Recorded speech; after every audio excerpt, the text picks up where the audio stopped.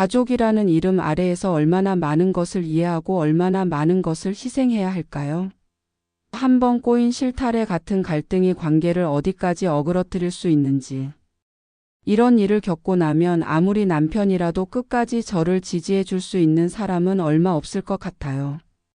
끝까지 들어보시면 아시게 될 겁니다. 안녕하세요. 저는 윤지혜입니다. 35살 평범한 직장인으로 살고 있어요. 제가 이런 이야기를 하게 될 줄은 몰랐지만 오늘은 조금 제 이야기를 나눠볼까 합니다. 제 인생에서 가장 큰 행운이자 축복은 남편을 만난 거예요.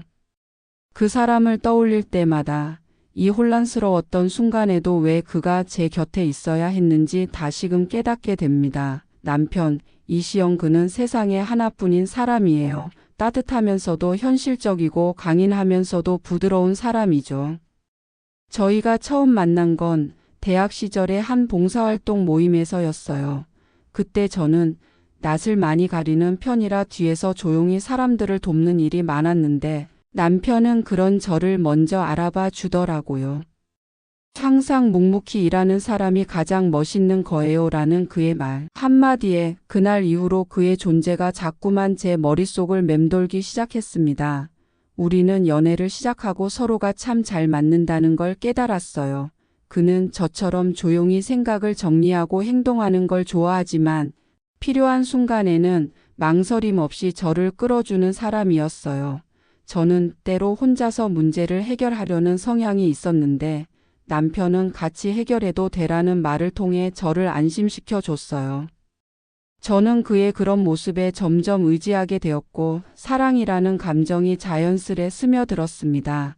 결혼 후에도 그는 제게 늘 변함없이 따뜻한 손을 내밀어주는 사람이었어요. 제가 일 때문에 힘들어하면 힘든 건 잠깐일 거야. 내가 하는 일이 얼마나 중요한지 나도 아니까라며 늘 응원해줬고 제가 뭔가를 포기해야 할 때도 포기한다고 약해지는 게 아니야. 그냥 잠시 쉬어가는 거야 라는 말로 제 마음을 어루만져줬죠. 그런 그와 함께하면서 저는 제 자신을 더 소중히 여기게 되었어요.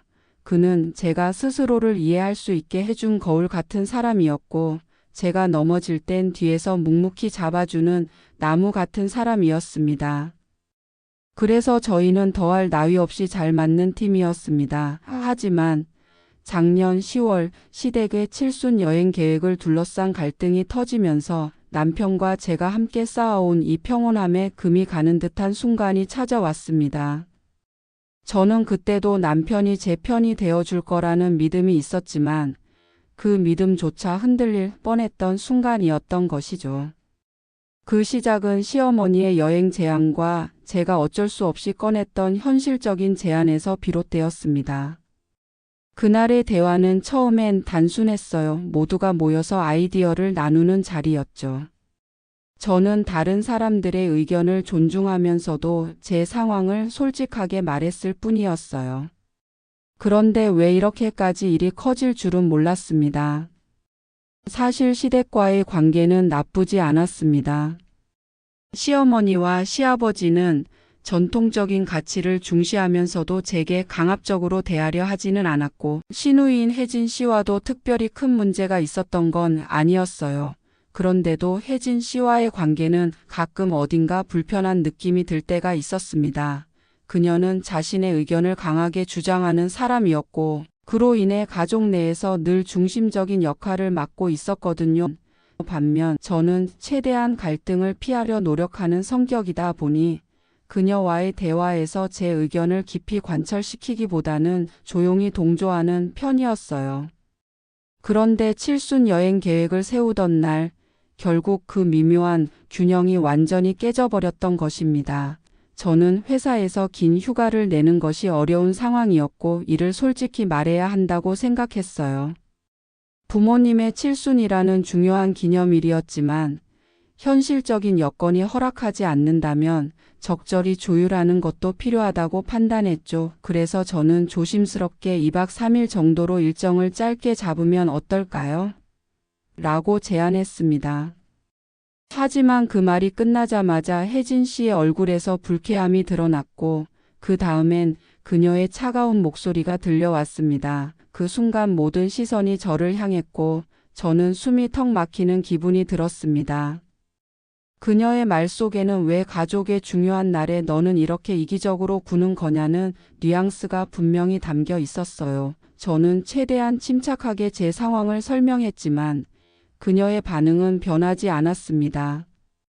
오히려 그녀는 부모님을 위한 시간인데 그 정도도 못 맞추겠냐며 저를 몰아세우기 시작했어요. 당시 그 자리에 계셨던 시어머니와 시아버지는 딸의 의견에 고개를 끄덕이며 공감하는 분위기였고 저는 점점 더 고립된 기분이 들었어요.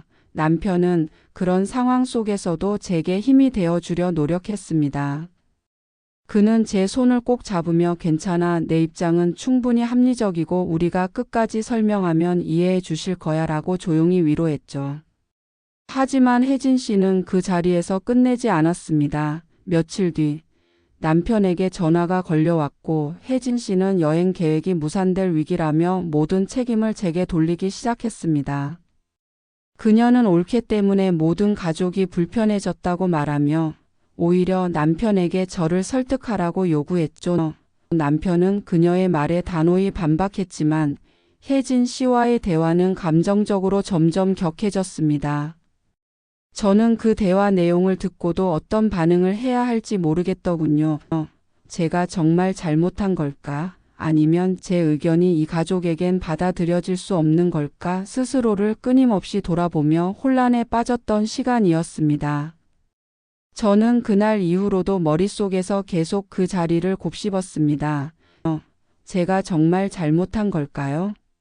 아니면 단지 제 입장이 그들에게 불편했던 걸까요?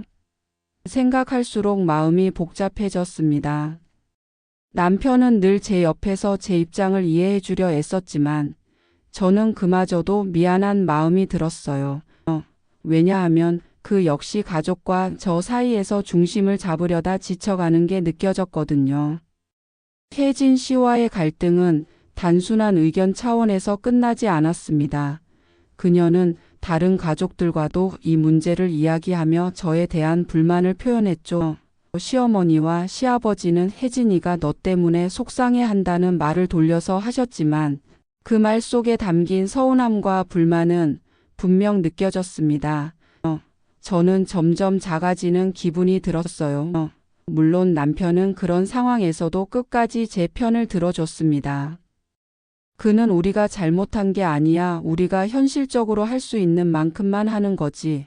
그 이상을 강요받을 필요는 없어라고 말하며 저를 안심시키려 했어요. 그 말을 들으면서도 마음 한편이 편하지 않았던 건 남편이 혜진 씨와 가족들 사이에서 갈등의 중심에 놓였다는 걸 알았기 때문이었습니다. 시간이 지나면서 혜진 씨의 태도가 변하지 않자 저도 점점 예민해져 갔습니다. 간단한 대화조차 불편하게 느껴졌고 가족들과 함께하는 자리가 부담스러워지기 시작했어요. 평소라면 그냥 넘겼을 사소한 말들도 날카롭게 들려왔고 제게 던지는 시어머니와 시아버지의 사소한 질문들조차 저를 평가하는 듯한 기분이 들었어요. 그리고 어느 날 남편이 조심스럽게 말을 꺼냈습니다. 우리 정말 이 여행 어떻게든 맞춰볼까? 그가 그 말을 할 때 얼마나 고민했을지 느낄 수 있었습니다. 그는 혜진 씨와 가족들이 여행을 강행하려는 태도에 지쳐가고 있었고 어쩌면 이 갈등을 끝내기 위해 우리 쪽에서 먼저 양보하는 게 낫지 않을까 고민하고 있던 거겠죠. 하지만 저는 그 말을 들으며 오히려 속이 상했습니다. 왜 우리가 늘 양보해야 하는 걸까? 왜 우리의 현실적 여건은 늘 무시당해야 하는 걸까? 하지만 동시에 남편도 얼마나 힘들었을지를 생각하니 더 속이 상했어요. 그는 저를 위해 계속해서 가족들과 대화하며 저를 방어하고 있었고 그 과정에서 많은 감정적인 부담을 느끼고 있었을 테니까요. 그날 밤 남편과 나란히 앉아 우리는 처음으로 깊은 대화를 나눴습니다. 서로의 입장을 솔직히 털어놓고 이 상황을 어떻게 풀어나갈지 고민했어요. 그리고 그 대화를 통해 저는 다시 한번 깨달았습니다. 가족이라는 이름 아래에서 우리가 얼마나 많은 것을 이해하고 희생해야 하는지, 그리고 우리가 어디까지 지켜야 하는지에 대해 그럼에도 며칠이 지나도 이 문제를 어떻게 해결해야 할지 난감했어요. 혜진 씨는 여행 일정이 확정되지 않자 더 이상 대화를 하려고 하지 않았어요. 그녀는 시어머니와 시아버지를 설득해 다시 가족 모임을 열었고, 이번에는 부모님이 직접 나서서 저희 부부에게 양보를 요구하셨습니다. 결국 가족들은 거실에 둘러앉아 다시 여행 이야기를 시작했습니다. 저는 이미 마음의 준비를 하고 있었지만 부모님께서 칠수는 평생 한 번 있는 중요한 기념일이다. 가족 모두가 함께 시간을 보내야 하는데 너희가 조금만 더 양보하면 안 되겠니? 라고 말씀하시자 한순간 숨이 막히는 기분이 들었습니다. 부모님께서 그렇게 말씀하시면 제가 뭐라고 거절할 수 있을까요? 그 자리에 앉아 있는 것만으로도 온몸이 굳어지는 기분이었습니다. 남편은 제 옆에서 부모님께 최대한 정중하게 말씀드렸습니다. 어머니, 아버지, 저희도 부모님 칠순을 정말 축하드리고 꼭 의미 있는 시간을 보내고 싶습니다. 그런데 지혜가 회사에서 긴 휴가를 내기가 현실적으로 너무 어렵습니다. 저희도 가능한 최선을 다해 조율하고 싶으니 짧은 일정으로 조정하면 어떨까요? 하지만 그 순간 혜진 씨가 끼어들었습니다. 그렇게 따지면 다들 회사 다니느라 바쁜데 왜 지혜 씨만 특별히 배려받아야 하는 건데요? 부모님을 위해서라면 다들 힘들어도 노력해야 하는 거 아닌가요? 그녀의 목소리는 분명히 제게 화살을 돌리고 있었습니다. 저는 숨을 고르며 침착하려 했지만 점점 마음이 무너져 내리는 기분이 들었어요. 그날 모임은 결국 합의점을 찾지 못한 채 끝났습니다.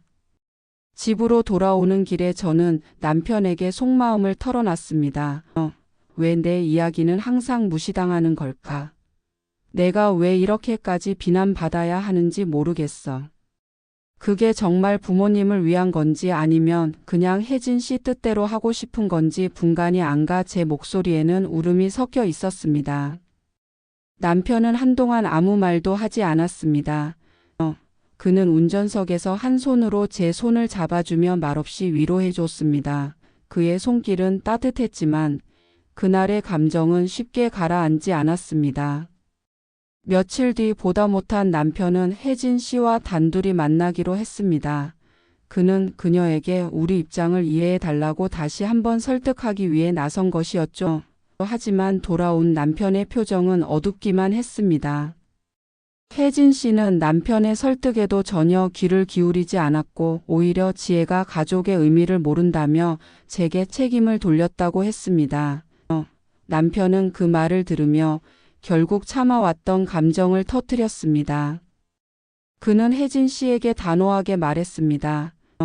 누나는 부모님을 위해 모든 걸 할 수 있을 만큼 여유가 있잖아. 그럼 누나가 주도해서 하면 되지. 왜 우리가 맞춰야 하는데? 지혜가 왜 혼자 모든 책임을 져야 하냐고. 남편의 목소리는 분명 떨리고 있었지만 그는 끝까지 저를 보호하려 했습니다. 하지만 무엇보다 힘들었던 건 남편과의 관계에도 그 갈등이 스며들고 있다는 사실이었어요.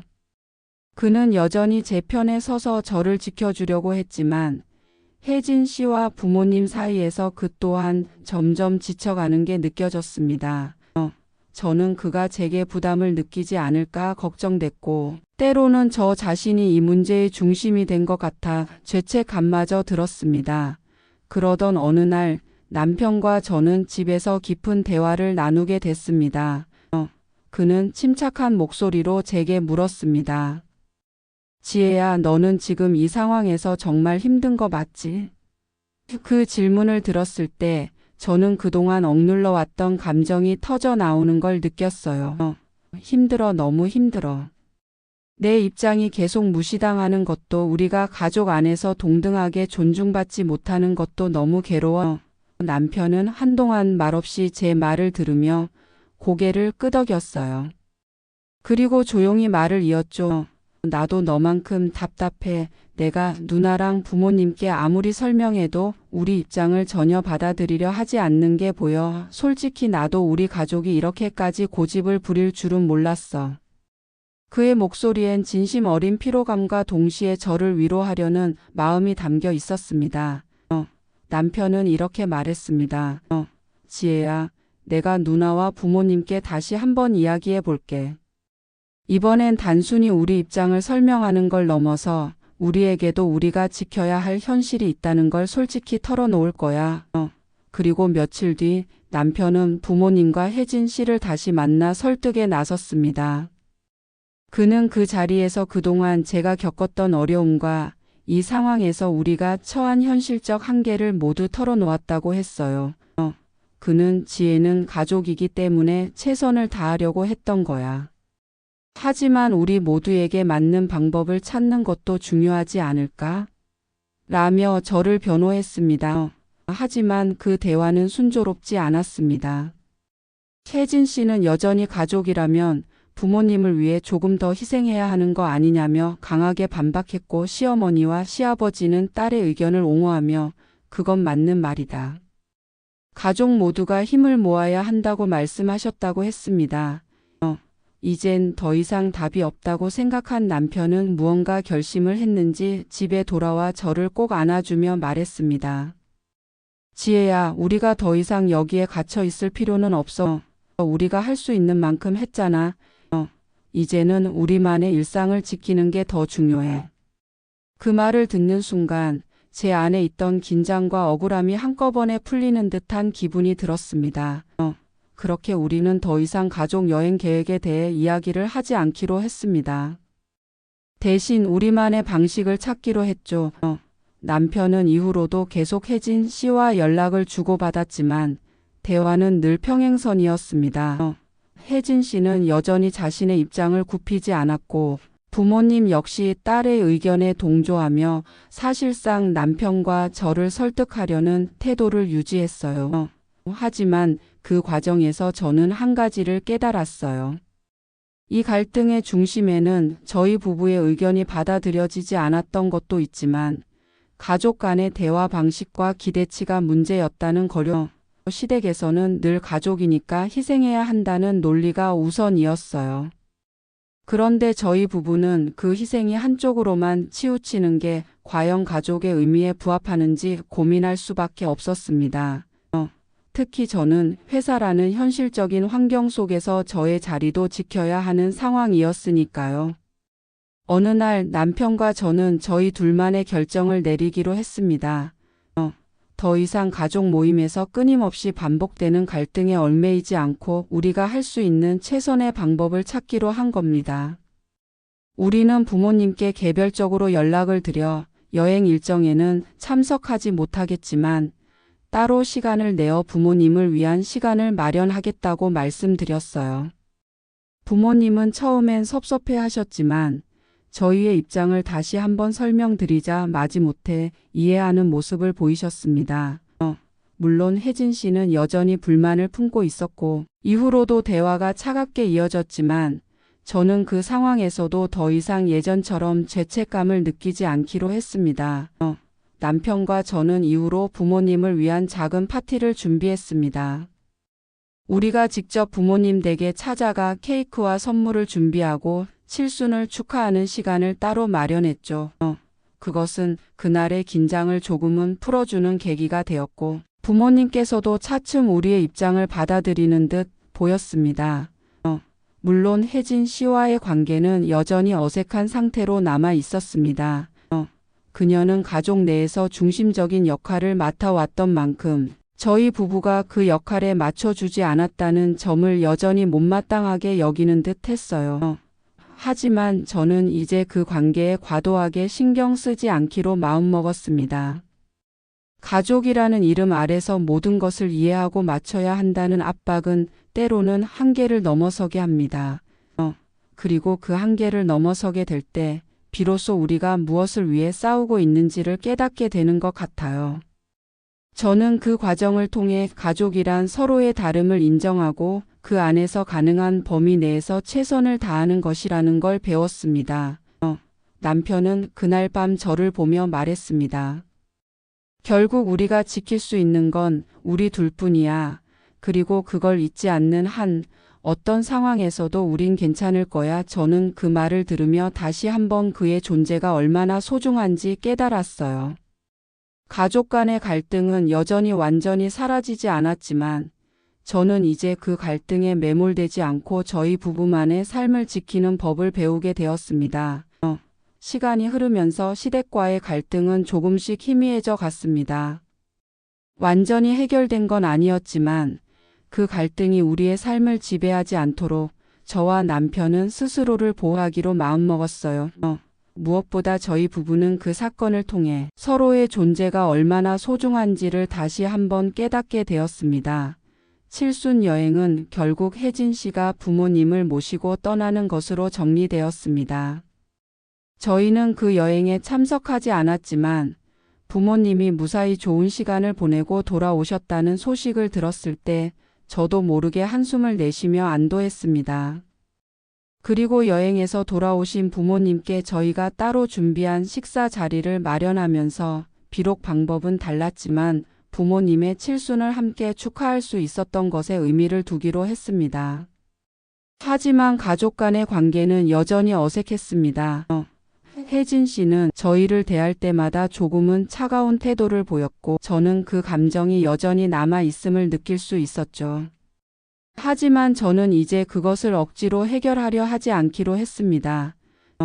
저는 더 이상 모두를 만족시키려고 애쓰지 않기로 제 자신을 지키기로 결심했으니까요. 남편은 저를 보며 종종 말합니다. 우리가 지혜롭게 선택했어. 그리고 그 선택 덕분에 우리 둘 다 상처를 덜 받을 수 있었던 거야. 그의 말처럼 저는 이번 일을 통해 한 가지 중요한 교훈을 얻었습니다. 가족이라는 이름 아래에서 모든 걸 포기하고 희생하는 게 사랑의 본질은 아니라는 겁니다. 진정한 가족은 서로를 이해하고 각자의 현실을 존중하며 가능한 선에서 최선을 다하는 관계라는 걸요. 지금도 때때로 가족 모임에서 어색한 순간들이 찾아오곤 합니다. 혜진 씨는 여전히 자신의 뜻을 관철하려고 하고 부모님은 여전히 그녀의 의견에 힘을 실어주시는 모습입니다. 하지만 저는 이제 그런 분위기에 휘둘리지 않습니다. 저와 남편이 함께 만들어가고 있는 작은 세상, 우리만의 일상이 그 무엇보다 소중하다는 걸 깨달았으니까요. 어쩌면 이 이야기는 누구에게는 사소해 보일 수도 있겠지만 저에게는 아주 중요한 깨달음을 준 사건이었습니다. 모든 관계가 완벽할 수는 없고 모든 사람을 만족시킬 수도 없습니다. 하지만 그 안에서 나 자신과 가장 소중한 사람을 지키는 방법을 배워가는 것이야말로 가장 중요한 일이라는 걸 알게 되었어요. 저희 부부는 지금도 여전히 서로를 지지하며 살아가고 있습니다. 앞으로도 가족 간의 갈등이 전혀 없을 거라고는 장담할 수 없지만 이제는 그 갈등이 저희를 흔들리게 두지 않을 자신이 있습니다. 가족이라는 울타리 안에서도 저희 부부는 우리만의 중심을 잃지 않고 살아가기로 했으니까요. 마지막으로 이 이야기를 들으신 여러분께 묻고 싶어요. 여러분은 가족 간의 갈등 속에서 무엇을 지키고 싶으신가요? 때로는 가장 소중한 것을 지키기 위해 여러분 자신을 위한 선택을 하는 것도 용기 있는 행동일지 모릅니다. 여러분이 자신의 중심을 잃지 않고 소중한 관계를 지켜가기를 바랍니다. 오늘 이야기가 여러분께 작은 위로가 되었길 바라며 저의 이야기는 여기서 마치겠습니다.